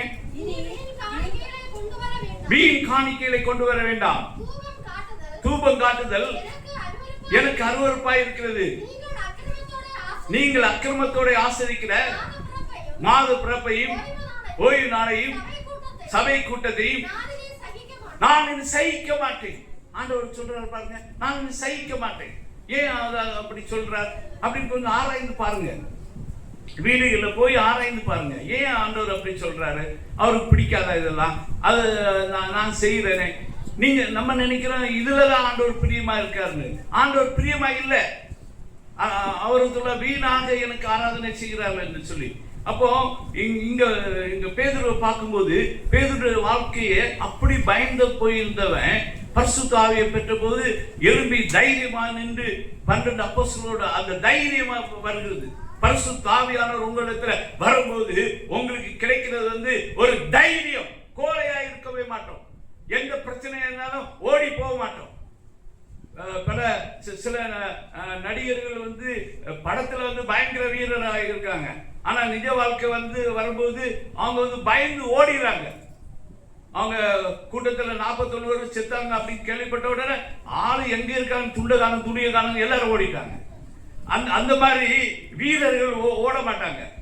வீரர்கள் தைரியமாக அந்த களத்துல நின்று பேஸ் பண்ணுவாங்க. பேஸ் பண்ணணும்னா அதுக்கு எந்த வேணும், பரிசுத்த ஆவியானவருடைய அபிஷேகம் இருக்க வேண்டும். பிரச்சனைகள் மத்தியில ஓடி போறது இல்ல, தைரியம், அன்பும் பலமும் தெளிந்த புத்தி உள்ள ஆவி என்று வேதம் சொல்கிறது. பரிசுத்த ஆவியானவர் பலமான ஆவியானவர், அவர் தெளிந்த புத்தியானவர். குழப்பமான ஆவியெல்லாம் இருக்காது. அது குழப்பம், இப்போ இந்த குழப்பம் அந்த குழப்பம், இது சரியா இருக்கா அது சரியா இருக்கும், அது நல்லா இருக்கும், அப்படியெல்லாம் அவர் பேச மாட்டார். அவர் தெளிவாக பேசுகிற தேவன், பலம் வாய்ந்தவர். அவர் பலமும் அன்பும் தெளிந்த அன்பு பரிசுத்த ஆவியினாலே தேவனுடைய அன்பு நம்முடைய இருதயத்தில் ஊற்றப்படுகிறதுனால சத்துருக்களையும் நேசிக்கக்கூடிய அன்பு நம்முடைய இருதயத்திலிருந்து தானாய் புறப்படும். அது நம்ம உருவாக்க வேண்டாம். அன்பு காட்டுற மாதிரி நம்ம நடிக்க முடியும், நம்ம இமிட்டேட் பண்ண முடியும். ஆனா உண்மையாக மாற முடியாது. உண்மையாக மாற வேண்டும் என்று சொன்னால் பரிசுத்த ஆவியின் அபிஷேகம் உனக்கு வேண்டும். ரோமர் 5:5 படிங்க.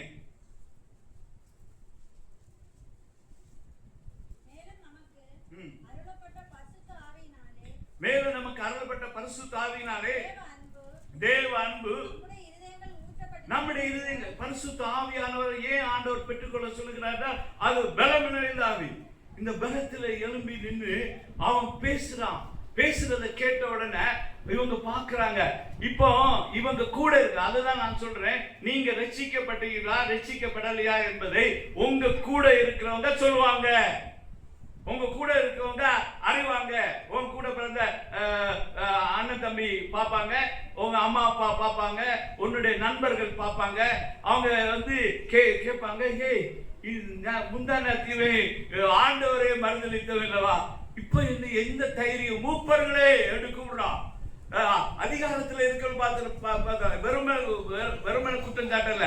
அவங்க சொல்ல, நீங்கள் கொலை செய்த அந்த இயேசுவை, நசரேயனாகிய இயேசுவை தேவன் எழுப்பினார், அதற்கு நாங்கள் சாட்சிகள் என்று சொல்லுகிறார். எவ்வளவு போல்ட்னஸ் அவனுக்குள்ள வந்தது. இந்த போல்ட்னஸ் எப்படி வந்தது? அவன் படிச்சவன் கிடையாது, படிப்பறிவு இல்லாதவன், பேதை. அவன் வந்து பயந்தாங்கொள்ளி. அப்படிப்பட்ட பேதுரு எப்படி இப்படியாக மாறினான்?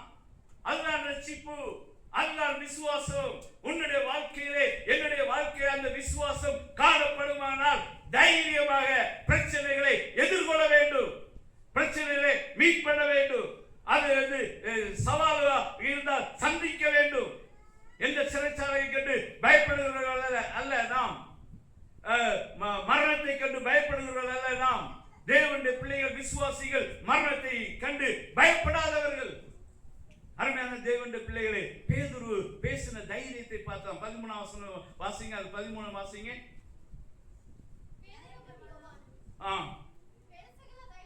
பேசுகிற தைரியத்தை கண்டு படிப்பறியாதவர்கள் என்றும் பேதமை உள்ளவர்கள் என்றும் அறிந்தபடியினால் ஆச்சரியப்பட்டு இவர்கள் இயேசுவோட இருந்தவர்கள் என்றும் அறிந்து கொண்டார்கள். இயேசுவோட ஒரு மனுஷன் சேருவான் என்று சொன்னால் அவனுடைய வாழ்க்கையானது மாற்றப்படும். அவன் வந்து வாயினால நான் ரட்சிக்கப்பட்டிருக்கேன், நான் சிலுவையை போட்டிருக்கேன், இயேசுக்கு கிறிஸ்துவ பேர் வச்சிருக்கேன், கிறிஸ்தவ பேர் வச்சிருக்கேன் அப்படின்னு சொல்ல வேண்டாம். அவனுடைய வாழ்க்கை அதை வெளிப்படுத்தும். அவனுக்கு கூட இருக்கிறவர்கள் அவரை கண்டுகொள்வார்கள். இன்னைக்கு அந்த தேசத்தின் அதிகாரிகள் கண்டுகொண்டாங்க. இவங்க இயேசுவோட இருக்கிறவங்க, இயேசுவின் பிள்ளைகள் என்பதை அவர்கள் கண்டுகொண்டார்கள். அப்போஸ்தலர் நடவடிக்கைகள் 9ஆம் அதிகாரத்துல சவுலை வந்து ஆண்டவர் போய் சந்திக்கிறார். அந்த சம்பவங்களை வாசித்து பார்த்தீங்கன்னா தெரியும். வாசிக்க முடிஞ்ச காரியங்களை வாசிப்போம். 9ஆம் அதிகாரத்திலுங்க, சவுல் என்பவன் இன்னும் கர்த்தருடைய சீசரை பயமுறுத்தி கொண்டு கொலை செய்யும்படி சீறி பிரதான ஆசாரியத்தில் போய் இந்த மார்க்கத்தராய புருஷராயிலும் சிறியாயிலும் கண்டுபிடித்தால் அவளை கட்டி எருசலேமுக்கு கொண்டு வரும்படி தமஸ்குள்ள ஜெப ஆலயங்களில் நிருபங்களை கேட்டு வாங்கினான்.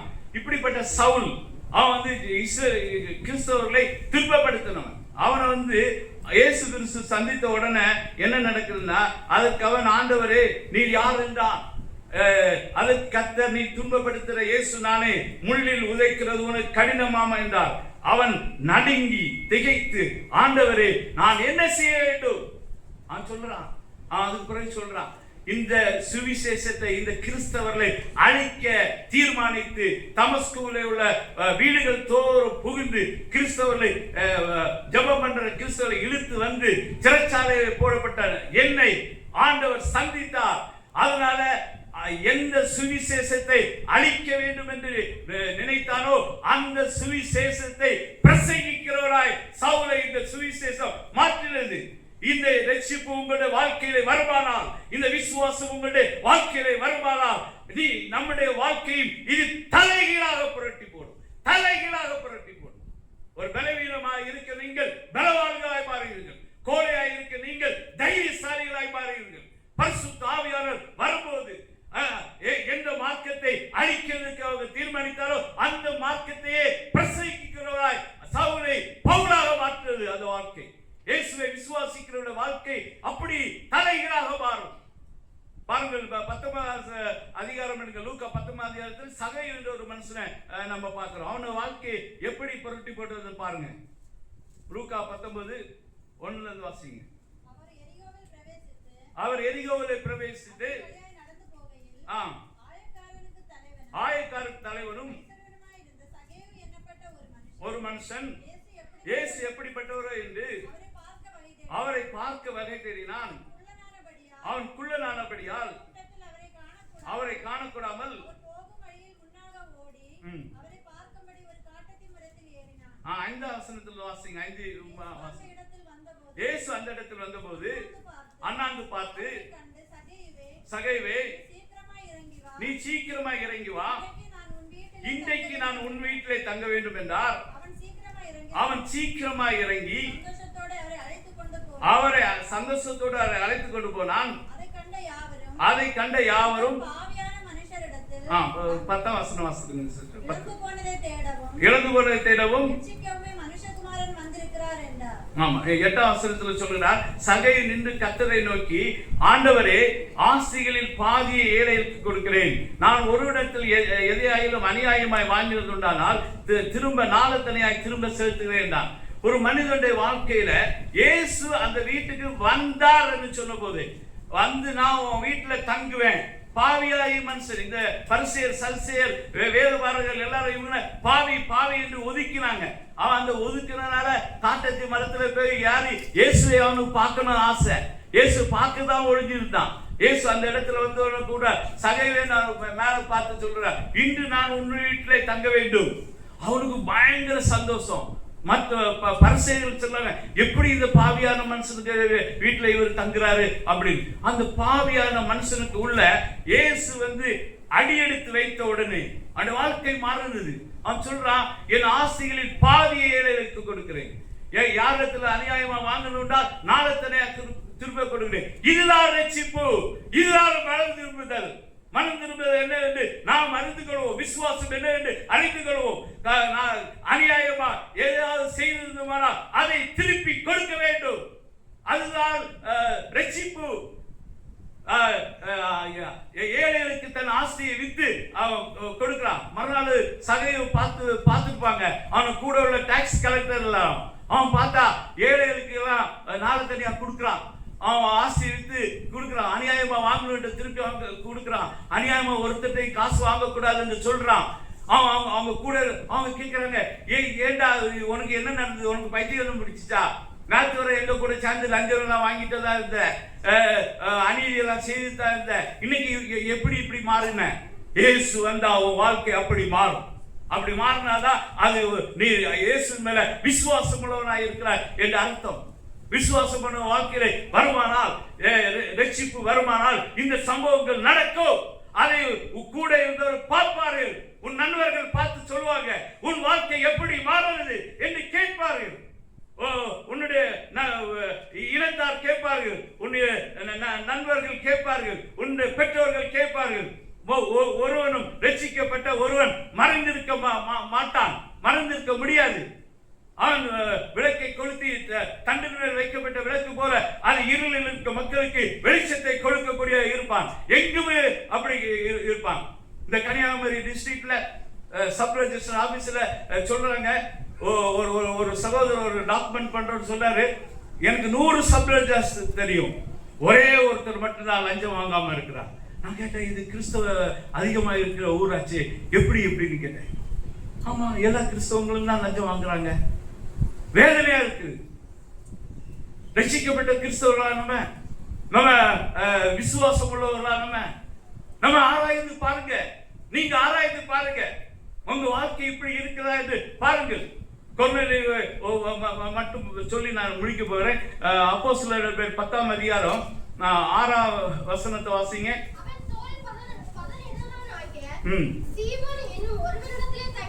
சரி, அது முதல் வசனத்தை வாசிங்க. அந்த பட்டாளத்துல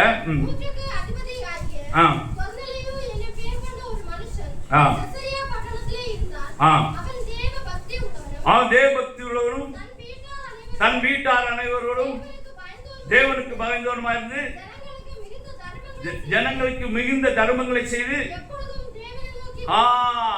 கவனிங்க கவனிங்க, நல்லா கவனிங்க. இந்த கொர்நேலியு சாதாரண மனுஷன் இல்லை.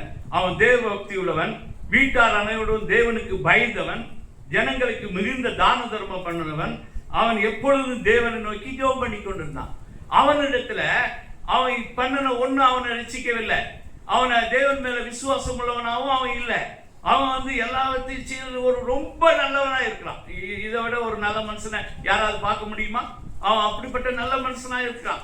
ஆனா அவனுக்கு தேவ தூதன் சொன்னா, நீ ஆள் அனுப்பி பேதுருவை கூப்பிட்டு, இந்த 6ஆம் வசனம், 22ஆம் வசனம், 32ஆம் வசனம், இந்த 3 இடத்துலையும் திரும்ப திரும்ப திரும்ப அங்க சொல்லப்படுது, நீ பேதுருக்கு ஆளை அனுப்பி கூப்பிடு, அவன் உன்னிடத்துல பேசுவான், அவன் உன்னிடத்துல பேசுவான், அவன் உன்னிடத்துல பேசுவான்.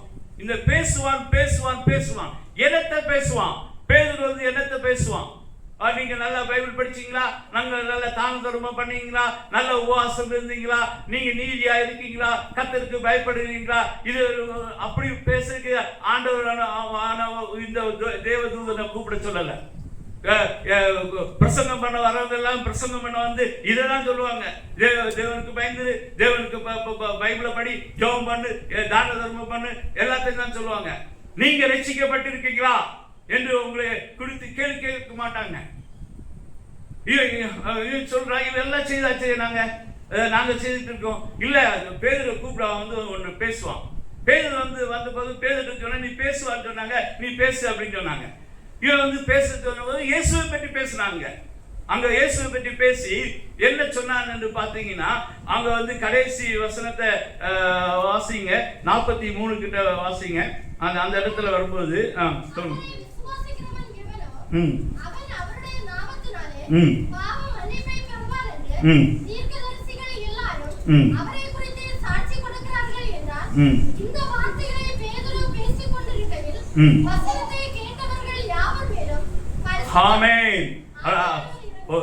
பாருங்க, இந்த வசனத்தை பேதுரு பேசுற உடனே பரிசுத்த ஆவியானவர் அவர்களை நிரப்பினார். இந்த வார்த்தையை நம்ம பேசுறோமா? இயேசு கிறிஸ்துவை விசுவாசிக்கிறதை குறித்து அவன் பேசினான். அவன் வேற அவன் பேசுவான் பேசுவான் பேசுவான் சொன்னாரு. என்னென்ன பேசுவான்? இயேசு கிறிஸ்துவை பற்றி பேசினான். பேசி அவர் தேவன் மரித்தோர் உயிரோடு எழுப்பினார் என்பதை அவன் பேசிக் கொண்டு இருக்கும் போது, அந்த வசனத்தை கேட்டவுடனே பரிசுத்த ஆவியானவர் அவர்களை நிரப்பினார். சபையானது இந்த நாட்களிலே இந்த வார்த்தையை புரிந்து கொள்ள வேண்டும். சுவிசேஷத்தை புரிந்து கொள்ள வேண்டும். சுவிசேஷம் என்று சொன்னால் என்ன என்பதை தெரிந்து கொள்ள வேண்டும். ரோமர் 10ஆம் அதிகாரம் 9ஆம் வசனத்துல இருந்து வாசிங்க. 10ஆம் வசனத்தில் வாசிங்க. கர்த்தராகிய இயேசுவை வாயினாலே அறிக்கையிட்டு தேவன் அவரை மரித்தோரிலிருந்து எழுப்பினார் என்று இருதயத்திலே விசுவாசித்தால் ரட்சிக்கப்படுவாய். நீதி உண்டாக இருதயத்திலே விசுவாசிக்கப்படும், ரட்சிப்பு உண்டாக வாயினாலே அறிக்கை பண்ணப்படும். ரட்சிப்பு எங்கு வரும்? வாயில பேச வேண்டும், இருதயத்திலே விசுவாசிக்க வேண்டும். வாயில இந்த காரியத்தை ஒண்ணா அந்த கொர்நேலியு செய்யல. கொர்நேலியு தான தர்மம் பண்ணா, ஜெபம் பண்ணா, உபவாசம் பண்ணா, கர்த்தருக்கு பயந்து இருந்தா. நீ கேட்க வேண்டிய ஒரு செய்தி உண்டு. பேதுருவை அழைத்து வாழ்த்து, அவன் உன்னோடு பேசுவான். பேதுருட்ட சொன்னாங்க, நீ ஒரு செய்தியை சொல்லுவார் சொன்னார். அந்த செய்தியை சொல்லப்பா. அந்த செய்தி அவர் சொன்ன உடனே இயேசு கிறிஸ்து மரித்தார், அடக்கம் பண்ணப்பட்டார், உயிரோடு எழுந்தார், அவர் எங்களுக்கும் தரிசனமானார். இந்த காரியத்தை சொன்ன உடனே அங்க பரிசுத்த ஆவியானவர் வெயிட் பண்ணல. பரிசுத்த ஆவியானவர் எல்லாருமே இறங்கினார். அவங்க எல்லாரும் அந்நிய பாஷைகளை பேசி தேவனை துதித்தார்கள். அருமையான சபையை, தேவனுடைய பிள்ளைகளை, நம்முடைய ஆராதனைகள் வீணாக போகக்கூடாது. அது அர்த்தமுள்ள ஆராதனை மாறணும். ரட்சிக்கப்பட்டவர்கள் பட்டு நாம் தேவனை ஆராதிக்க வேண்டும். ரட்சிக்கப்பட்டவர்கள் நாம் ரட்சிக்கப்பட்டிருக்கோமா பட்டிருக்கலையா என்று உங்களை நீங்களே சோதிக்க பாருங்க. உங்களை சோதிக்க எப்படி சோதிக்கிறது உள்ள காரியங்களே நான் உங்களுக்கு விவரித்து சொல்லிட்டேன். தேவ நீதி உங்களுடைய இதயத்தில் இருக்குதா என்று நீங்கள் சோதித்து பாருங்கள். கர்த்தர் என்னுடைய பரிசுத்தமாய் இருக்கிறார், கர்த்தர் என்னுடைய நீதியா இருக்கிறார், கர்த்தர் என்னுடைய ஞானமாய் இருக்கிறார் என்று சொல்லி உங்களுக்கு விசுவாசம் வருதுதான். ரெண்டாவது, நீங்கள் கைகளை வைத்து ஜெபிக்கும் போது வல்லமையான காரியங்கள் நடக்கிறதை உங்கள் கூட இருக்கிற மற்றவர்கள் எல்லாரும் பார்க்குறாங்களா? நீங்கள் பார்க்குறீங்களா? அதை நீங்கள் பார்க்குறீங்கன்னு சொன்னால் உங்களுக்குள்ள விசுவாசம் இருக்குன்னு சொல்லி. கடைசியாக நம்ம பார்க்கும்போது ரட்சிக்கப்பட்டோட வாழ்க்கை தலைகீழாக மாறினது. பேதுருடைய வாழ்க்கை அப்படியே கல்லாதவன் இவன் எப்படி இவ்வளவு ஞானமா மாறுறாங்க, எவ்வளவு தைரியசாலியா மாறுறாங்க, அன்புடையவா எவ்வளவு மாறுறாங்க. சவுளுடைய வாழ்க்கையை பார்க்கும்போது அந்த சுவிசேஷத்தை அழிக்க விரும்புகிறவன் அவன் பிரசங்கிக்கிறவனா மாறுறான். இப்படி வாழ்க்கை தலைகளாக மாற்றிப்படுகிறதை நம்ம கூட இருக்கிறவங்க கண்டு ஒரு நாள் கண்டிருப்பாங்க. அவங்க சொல்லுவாங்க ஏன் உங்க வாழ்க்கை இப்படி மாறி இருக்குது, இப்படி இருக்கா அப்படின்னு சொல்லி உங்களை கேட்பாங்க. அப்படி கேட்குறாங்களா அப்படின்னு ஒரு கவனித்து பாருங்க. அது பிறகு உங்கள் வாழ்க்கையில் இந்த இயேசு கிறிஸ்து இருக்கிறாரா என்று அறிந்து கொள்ளுங்கள். அவர் பலமும் அன்பும் தெளிந்த புத்தியும் உள்ளவர். எல்லாரும் முழங்கால் பற்றி நான் தேவனை கேட்பாங்க. விசுவாசம் உடையவர்களா என்று நீங்களே சோதித்து பாருங்கள். ஹல்லேலூயா. ஆண்டவர் நம்ம கிருபையாக நல்ல ஒரு வாய்ப்பை நமக்கு தந்திருக்கிறார். ஹல்லேலூயா, ஹல்லேலூயா, ஹல்லேலூயா, ஹல்லேலூயா. இயேசு கிறிஸ்துடைய மரித்தார், அடக்கம் பண்ணப்பட்டார், 3ஆம் நாள் உயிரோடு கூட எழுந்தார். அவர் இன்னும் ஜீவிக்கிற தேவன். அவர் வேற எங்கும் ஜீவிக்கல, நமக்குள்ள அவர் வாசம் பண்ணுகிறார். ஹல்லேலூயா. அதை நீங்கள் அறிவீர்களா என்று பவுல் கேட்கிறார். ஹல்லேலூயா. நீங்கள் சோதித்து பாருங்கள், உங்களுக்குள்ளே கிறிஸ்து இருக்கிறா இல்லையா என்று சோதித்து பாருங்கள். நீங்கள் விசுவாசம் உடையவர்களா என்று சோதித்து பாருங்கள். உங்களுக்குள்ளே அந்த விசுவாசம் இருக்குமானால் உங்களுடைய வாழ்க்கை தலைகீழாக மாறி இருக்கிறதா என்று பாருங்கள். கிமு கிபி என்று சொல்லி உங்க வாழ்க்கை 2ஆக பிரிந்து இருக்கிறதா? கிறிஸ்துவுக்கு முன் நான் என்னுடைய வாழ்க்கை இப்படி இருந்தது, கிறிஸ்துவுக்கு பின் என்னுடைய வாழ்க்கை இப்படி மாறினது என்று சொல்லி தலைகீழாக உலக சரித்திரத்தை 2ஆக இயேசு பிரித்தது போல உன்னுடைய வாழ்க்கையில் ஒரு நாள் வந்திருக்கும். அந்த நாளிலிருந்து உன்னுடைய கிறிஸ்துவுக்கு முன் ஒரு வாழ்க்கை இப்படிப்பட்டதா இருந்தது, கிறிஸ்துவுக்கு பின் உடைய வாழ்க்கை இப்படிப்பட்டதா இருந்தது. பயந்தவளாய் இருந்தால் இப்போ தைரியமாக உடையவளாய் மாறிவிட்டால், பலம் அற்றவளாய் இருந்தால் பலவானாய் மாறிவிட்டால், அன்பற்றவளாய் இருந்தால் அன்பு கூறுகிறவளாய் மாறிவிட்டால், நேசிக்கிறவளாய் மாறிவிட்டால், கிறிஸ்தவத்துக்கு விரோதியாய் இருந்தால் கிறிஸ்துவை குறித்து பிரசங்கிக்கிறவளாய் மாறிவிட்டால். வாழ்க்கையை தலைகீழாக புரட்டி போடுகிறது.